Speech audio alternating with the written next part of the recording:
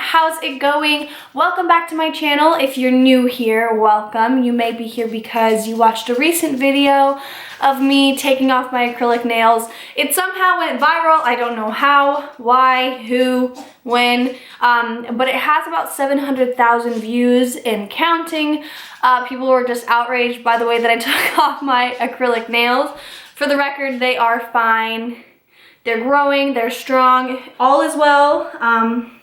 I'm still living despite this horrendous act. And people ask me a lot, you know, there's so many rude comments on there, does it hurt your feelings? And I tell them yes. I read them when I'm alone in my room at night, and I cry and I cry, and I just wipe the tears away with the ad revenue that I made from that video. So to answer your question, no, it actually doesn't really affect me at all. I don't take it personally. I think putting yourself on the web, you're kind of opening up to criticism, and there's really no need to take it personally.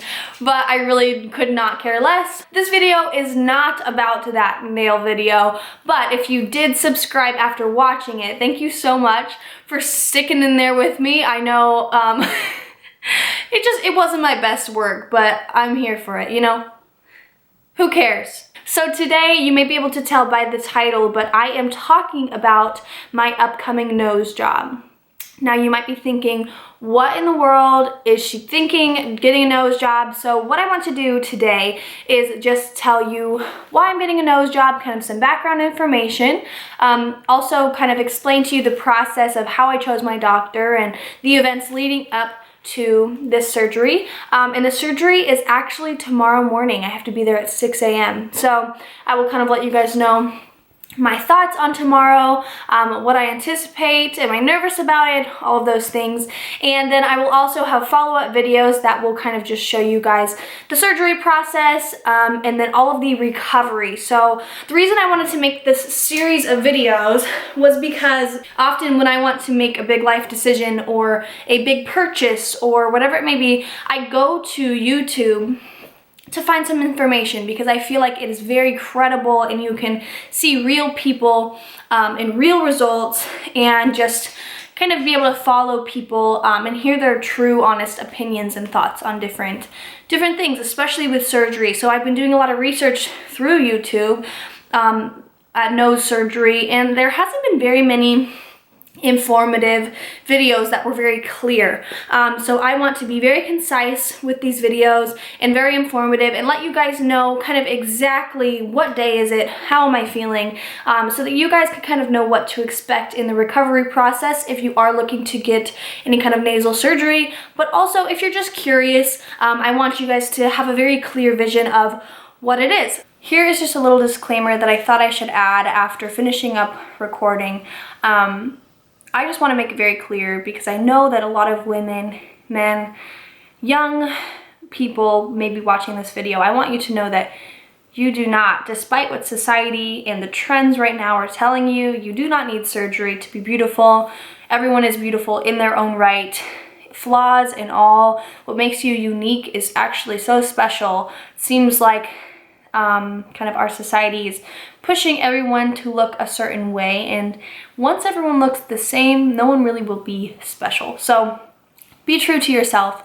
Do what you want to do because you want to do it, not because anyone is telling you to do so or if society is pushing you to do so. I'm doing this surgery mostly because I have reconstructive issues that I need, but because I'm doing that reconstructive surgery, the cosmetic just kind of comes along with it. And I'm not gonna lie and say it's not something I want. It definitely is, and it's something that I've thought about for a very long time.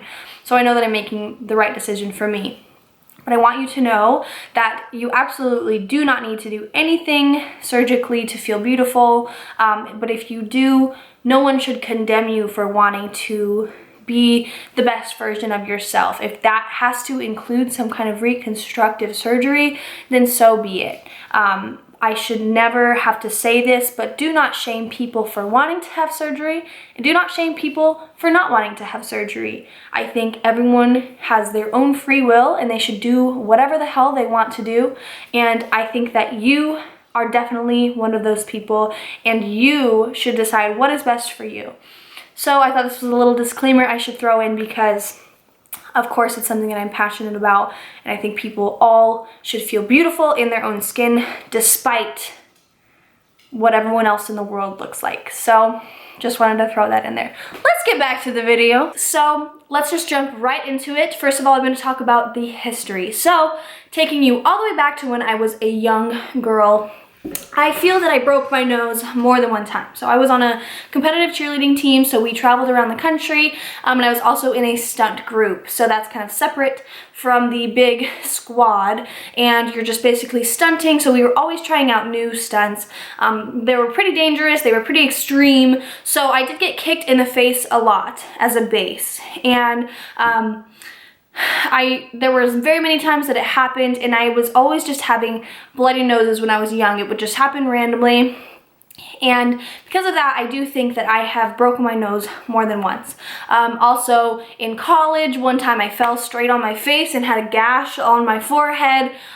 It was the night before Mom's Day. So my mom came and we all had a big brunch with my sorority, and I looked like an insane person. So that time as well, I think is probably the time that I had broken my nose. So over the years, my nose got more and more prominent here. There's these two bones, and as time went on, they became more and more apparent. And it's something that I always disliked, but never really to the point that I felt it needed to be fixed. I just never really liked it. But recently, I actually had an event that occurred, and it did some real damage to my nose internally.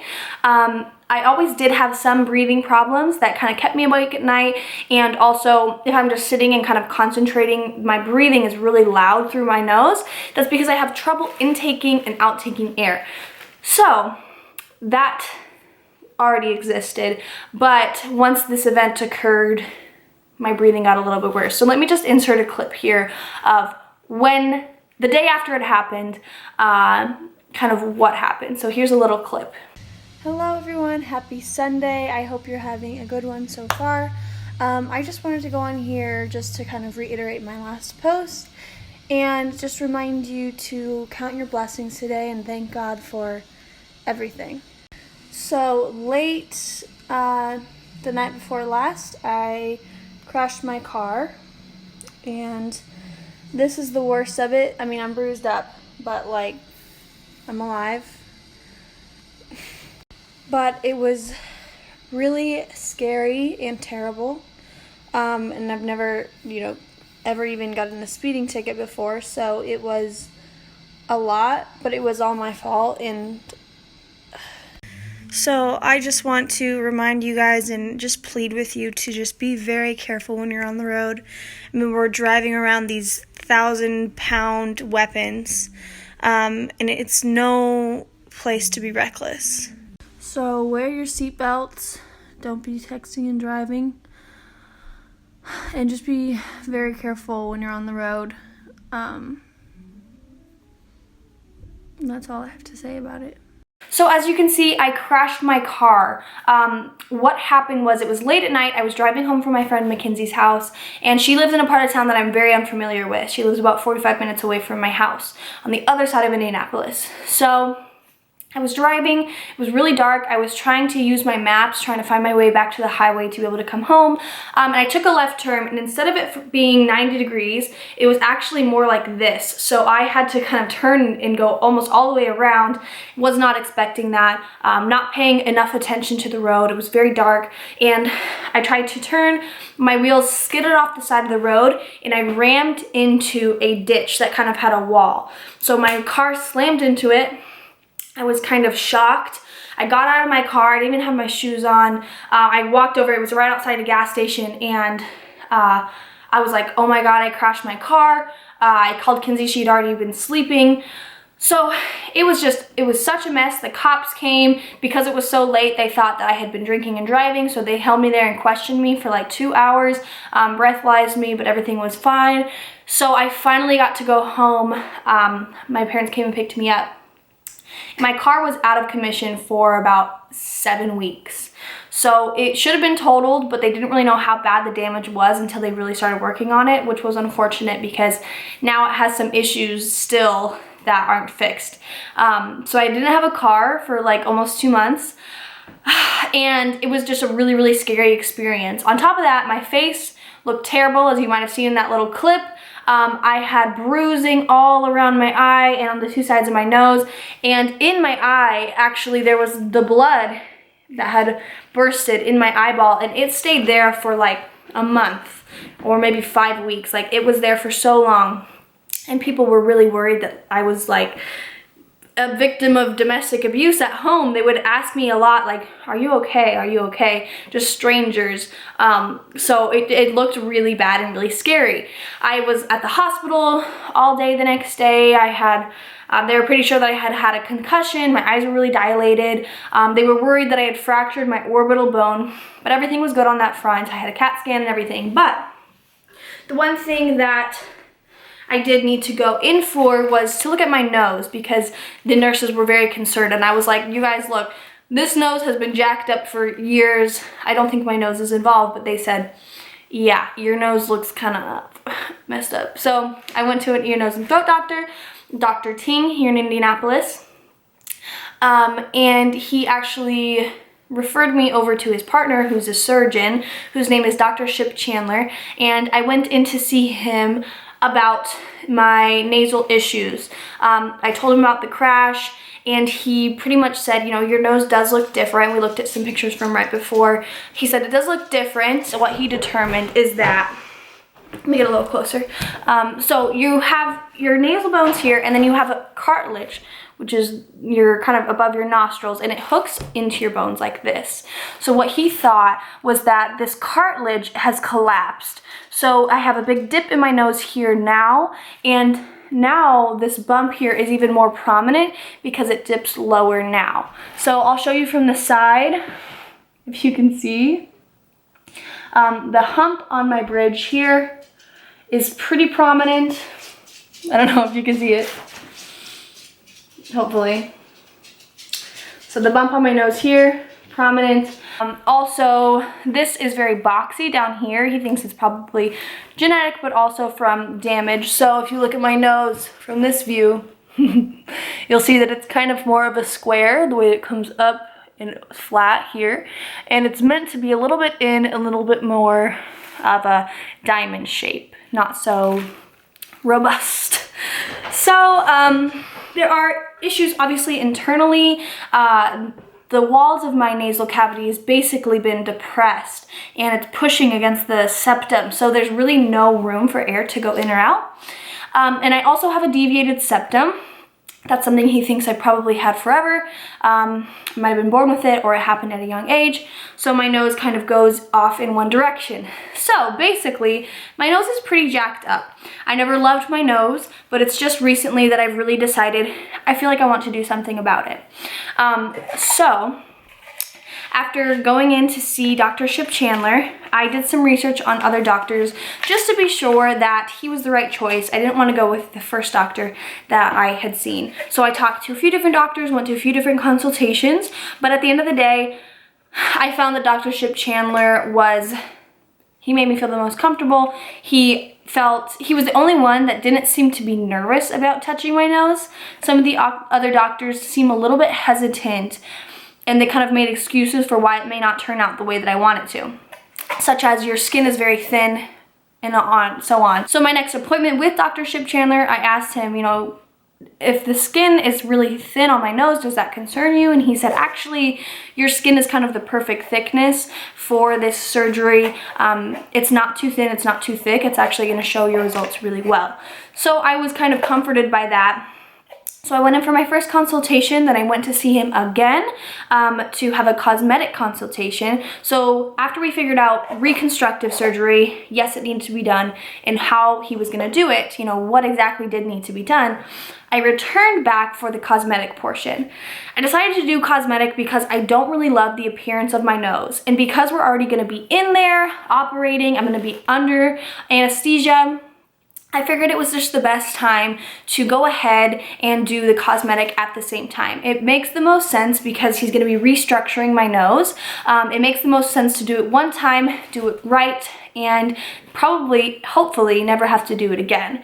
So that's kind of my intention, because I did need to get reconstructive. I would just do the cosmetic as well. So I went in for my cosmetic portion of the consultation, and we talked about all the things that I'd like to be done cosmetically. So I first asked him, you know, what does he think needs to be done?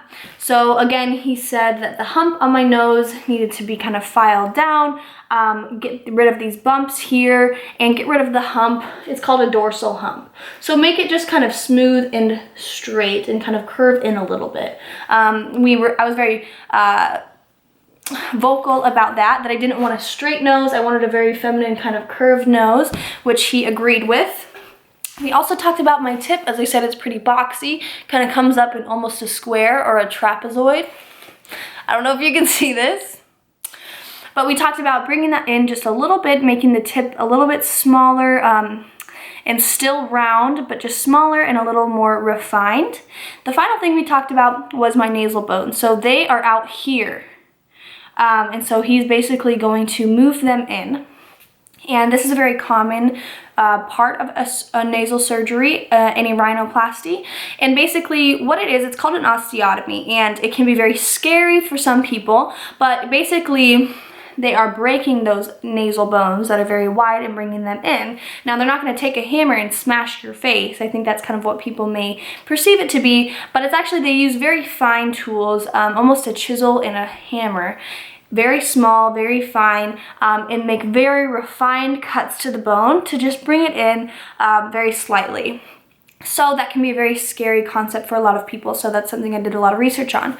So at the end of the day, what I will be getting tomorrow is a septoplasty, rhinoplasty, and nasal surgery. That's kind of a broad term. So a septoplasty is, again, going to be this middle line down between my two nasal cavities. So since it is curved, he's going to set it straight, and that's going to improve my breathing. Rhinoplasty is pretty much specifically the shape of the nose, which has to do with a lot of the cosmetic issues.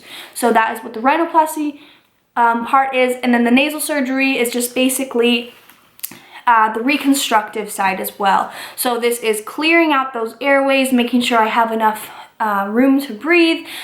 So all in all, this is going to make my nose look better, but more importantly, function better. So I'm very excited, very nervous. My surgery is tomorrow, and it's down in Indianapolis. So I'm kind of nervous. It's the day after Christmas today, so tomorrow will be 2 days after Christmas. Yes, I'm still wearing my Christmas pajamas. Okay, it's got wine and champagne on it, and I love it. I've done a lot of research about the recovery process, so I have a lot of built up anticipation for that, but I feel like I am pretty prepared. So I'm nervous. I think mostly nervous for two reasons. I don't really care about the pain. The pain's fine. If I'm not going to be able to sleep for a week, that's fine. All of that is temporary, but I'm just nervous, I think, as anyone should be, that for some reason my breathing actually is worse long term. And also I'm very nervous that the cosmetic part is not going to turn out the way that I hope, or it's not going to turn out well. I'm nervous because it is the centerpiece of your face. It can really change the way you look when you change your nose. So I'm nervous that it's not going to look like me anymore. And I think a lot of people kind of struggle with that. So yeah, that's just kind of, in all honesty, I think anybody would probably be nervous and probably should be a little bit, just because you're kind of relinquishing all of your control into their hands, and just, I'm really hoping that I translated exactly what I wanted and that we are on the same page, and I think that we are. And I guess we will just see now. We've had many conversations. I actually went, so I had my first consultation with Dr. Chamberlain, and then I had my cosmetic, and then I had my third, which was my pre-op consultation. And this was a consultation that we had last week just to verify everything, all of my questions, exactly what I wanted, made sure we were on 100% the same page, which was good. I liked that I could go home and really think about everything after the cosmetic portion and then come back with my questions and requests. So we were just very clear on what I wanted. and kind of what I wanted my aesthetic to be. I wanted it to be very cute and feminine and not too pointed, like a nice cute round tip so it's still youthful with the curved bridge. So I don't think it's going to be incredibly different from the nose I have now. I think, and what we both said was it would be my nose now, but better. So I'm really excited. There's one other aspect of the surgery that we added on, and when I was 4 years old, I was bit by a dog. It was my aunt's dog, and I was outside by myself, and I was running through the yard to go back in the house, and I had a popsicle in my hand, and the dog kind of jumped up. I don't know if she was trying to lick my face or bite me, I don't really know, but the tooth caught my lip and dragged down and basically cut my lip wide open. Went to the hospital. I was very scared. I had blood all down my Easter dress, and they sewed me back up. But when they sewed my lip back together, they sewed it so that this pink line here, which is called the vermilion border, it's the border between the pink of your lip and the skin of your face. They sewed it so that it didn't fully match up. So if you can tell, there's kind of a shelf there where it goes like this and then staggers down. You can't really tell right now because it's a little bit stained from my lip liner, but you can see the scar and where it kind of has a shelf.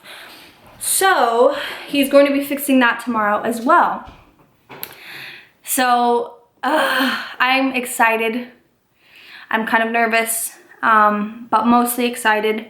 And I'm really honestly excited to kind of share this all with you guys. Hopefully I can ease some of your tension if you're maybe going into this process, and just share some more information with you guys. So stay tuned. If you're not subscribed yet, please do, and give me a thumbs up on this video. That would be so helpful. Thank you guys so much for watching. My next video will show me going into surgery, and then coming out of surgery, kind of talking about the immediate post-op time frame, and also talking more about the recovery to come. So I will kind of walk you guys through the entire recovery, and kind of keep you guys posted and keep you guys in the loop. So you're definitely gonna wanna subscribe, maybe turn on your post notifications so that you guys can hang in there with me and see everything that I'm doing. But that's all that I have today. Thank you guys so much for watching. I have a lot of cool content to come. And I'm just so excited to share this with you guys. So please comment below. I'm gonna have a tough recovery. So it's gonna be about probably 2 weeks that I'm just gonna be laying in bed. So please comment below if you have any ideas for smoothie recipes. I'm gonna be drinking a lot of liquids. So any kind of liquid or smoothie recipe, if you would leave that below. And also, if you guys have any shows that are on like Netflix, HBO, whatever, if you have any good shows that you've been watching that you're obsessed with, leave that down below in a comment as well so that I can have so much stuff to do while I'm just laying in bed. I hope you guys had a beautiful holiday break and that you're so excited to tackle the new year. I can't believe I'm about to go do this tomorrow, but I really appreciate all your guys' support and just the fact that you're here and you're kind of going through this journey with me. It makes me feel a little bit better. So I'm super excited to share this with you guys, and I cannot wait for the upcoming videos and the probably torturous next couple weeks, but can't wait to see the final result. I really hope that it turns out good. So wish me luck, guys. I'll see you soon. Bye.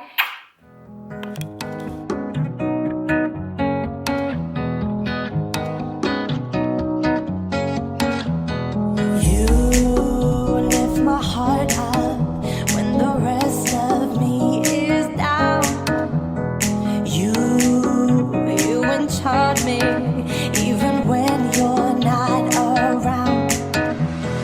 If there are boundaries, I will try to knock them down.